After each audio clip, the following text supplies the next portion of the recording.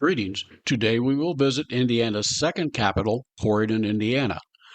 Corydon, Indiana in Harrison County served as Indiana's second territorial capital and later as the first state capital. Vincennes had been the territorial capital from 1800 until 1813 when it moved to Corydon.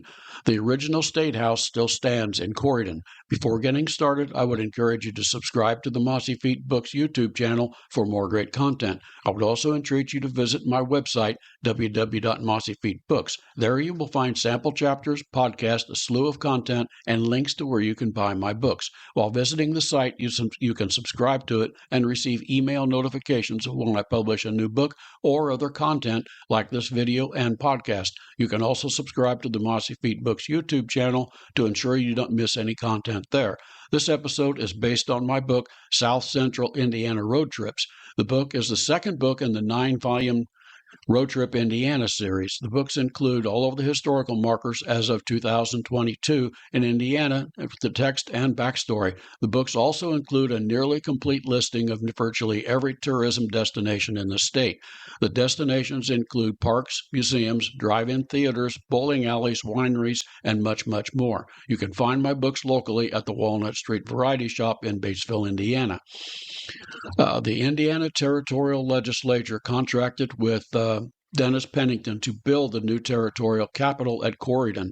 Pennington was a builder and prominent citizen of Corydon and served as Speaker of the House. He began construction of the building in either 1811 or 1812.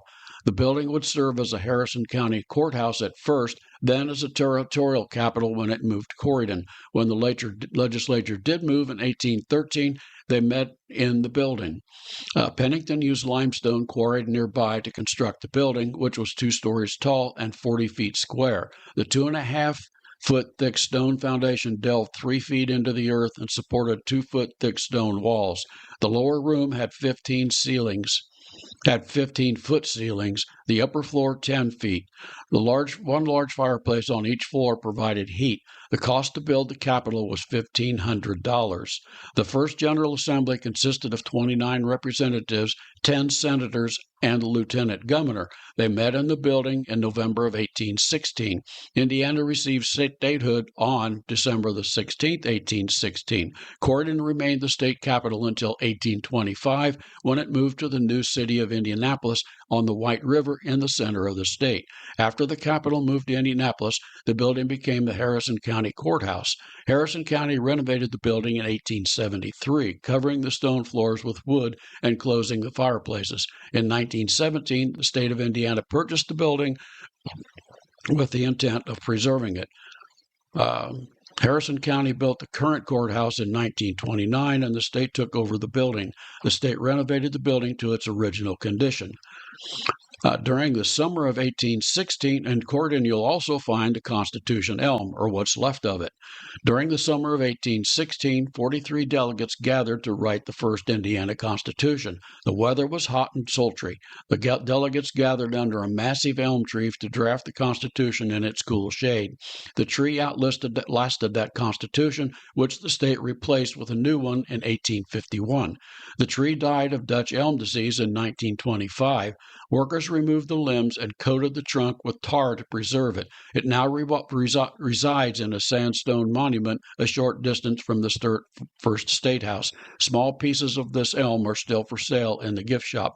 The Posey House, built in 1817, served as a home of Colonel Thomas Posey, son of Governor Thomas Posey. Posey served as the treasurer of Harrison County, cashier of Corydon branch of the Vincennes Bank of the Corydon branch of the Bank of Vincennes, U.S. military pension agent in Indiana, adjutant general of Indiana, and as a legislator representing Harrison County. He was also an early Corydon merchant, an active Mason, and an ardent Methodist. Though he never married, he raised 14 orphans in his home. The house at one time was open to the public, and it had several of Colonel Posey's personal items. It's no longer open to the public. The Leora Brown School, located at 400 East Summit Street near Hill Street in Corydon. The 1851 Constitution provided that a free public education should be available to all Indiana residents. The legislature began passing laws in 1853 and 1857 that restricted access by black students. An 1869 act then passed the legislature that provided free but separate educations to black students across the state. Thus began the process of black schools appearing across Indiana. The segregation ended in 1949 when the legislature passed an act that integrated public schools. This process was supposed to be completed by 1954. After opening in 1891, the Corydon Colored School was both a primary and secondary school. The first graduating class consisted of 4 students in 1897.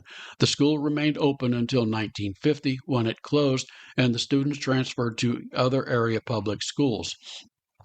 Leora Brown graduated from the school in 1923. She returned to the school in 1924 to teach multiple grades at the school. Her niece, Leora Brown Farrow, purchased the school in 1987. She renovated the school and named it after her aunt. She has turned it into a cultural center to, quote, continually educate people about the contribution of the African American community, unquote. You find the Leora Brown School at 400 East Summit Street, Corydon, Indiana, 47112. The phone is 812-738-3376. You can find them on Facebook by searching for the Leora Brown School. South of Corydon, the only Civil War battle to take place in Indiana, Battle of Corydon, took place. A force of about 400 Indiana militia and citizen volunteers commanded by Colonel Lewis Jordan engaged John Hunt Morgan's raiders, 2,400 cavalry, along a wooded ridge a mile south of Corydon. The determined Hoosier defense caused General Duke, Morgan's second in command, to comment, quote, they resolutely defended their rail piles, unquote. 3 Hoosiers and 8 Confederates were killed. Morgan then brought up his cannon and flanked the militia, forcing Jordan to retreat. After Morgan surrounded and began shelling Corydon, Jordan surrendered with 345 men. This episode is based upon my book, South Central Indiana Day Trips, available on the website www.mossyfeetbooks.com. The book is the second book in a 9-volume Road Trip Indiana series. The book includes the information about parks, museums, historic sites, and many other day trip destinations across the state. I encourage you to visit the website and subscribe to it. I hope you enjoyed this podcast.